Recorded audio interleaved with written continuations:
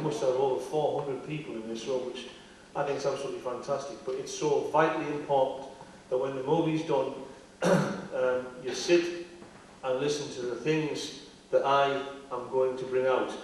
The BBC are over there now, and I will state right here and now from the BBC, we have proof of council financial malpractice and corruption and fraud, and I will provide you with the evidence and the proof that's been given to me via a whistleblower from the highest level of our council, who has already gone to the Auditor General of this country and the Serious Fraud Office and Government Office North East.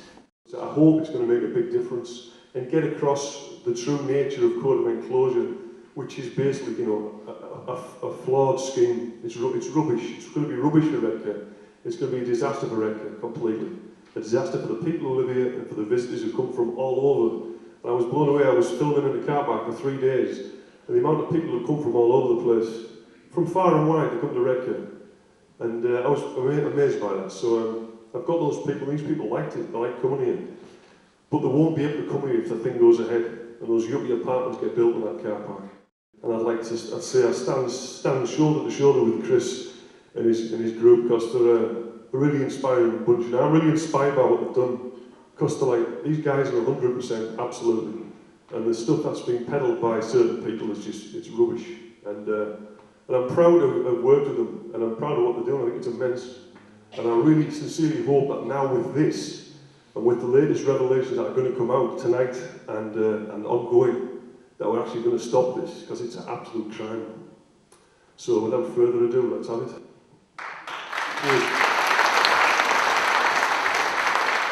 For 5 years, Redcar Cleveland Borough Council have been pushing plans for an extensive leisure-stroke housing development at Coatham and Redcar. This film presents another side to the story, and one that isn't featured in the promotional film on the council's website. This is Sergeant Jimmy Willis in the Green Howards back in 2004. Jimmy watched with disbelief a 7 feet high steel fence was being hastily erected around the entire common. He was compelled to act and quickly moved onto the land, pitching a tent in defiant protest. Well, obviously the council are trying to intimidate and bully everyone. One of the council officers came over and said, you can move that right back up against that bloody wall and keep them bastards in.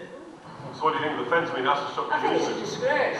We don't want to be organised. If you start saying they're going to provide provisions for us, that means somebody will be in charge and they'll be charging us to launch. So we're not having that. It's freedom. And then there is the additional concern of the Juniper Road being closed for 25 to 30 days a year due to the bloody sand. Just look at it. It's absolutely amazing. The sun and the rain and the wind and the water going up the sea. Just look at it. And Colin Moore worked just 2 months, and on September the 17th put in a 3-month sick note. He joined the notable exodus of key officers involved in the project. During the course of what I've been investigating, I was absolutely amazed at what I uncovered going on within this council. We've got altered minutes, even Richard Franklin admitting that minutes are incorrect. We have officers making delegated decisions, which are supposed to be done as a matter of urgency, reported at the next council meeting, sometimes taking up to 6 months and even longer. In one case, we've got salaries for chief officers that haven't as yet been presented to an employment issues panel. It's just all getting worse and worse as you go on. And Jimmy Willis survived the summer deluge in 2 court cases, although the council did temporarily swipe his tent and banners. As far as I'm concerned, that's all they're trying to do, bully me, to get me off the land. But I'm staying.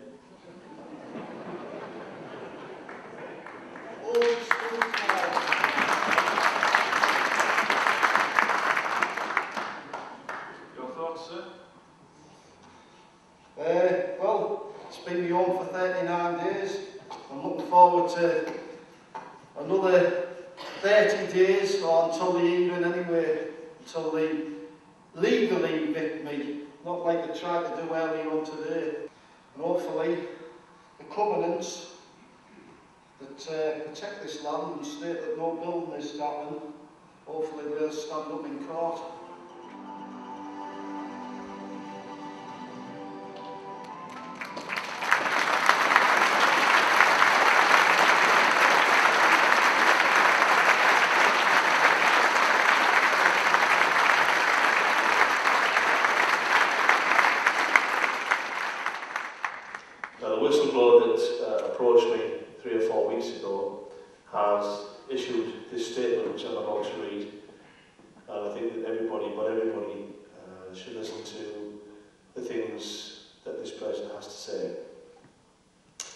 I sincerely believe in the need for a strong, efficient and democratic public sector that delivers what the people want, how they want it and when they want it.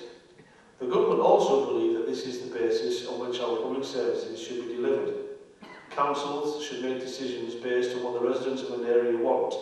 In doing so, transparency is essential if residents are to understand what is going on and why particular decisions are made. Moreover, I am assured that you would agree that these important decisions should be taken by elected representatives who are in possession of the full facts. At Redcar Cleveland Borough Council, this is not the case. Elected members, apart from a very few, are kept in the dark.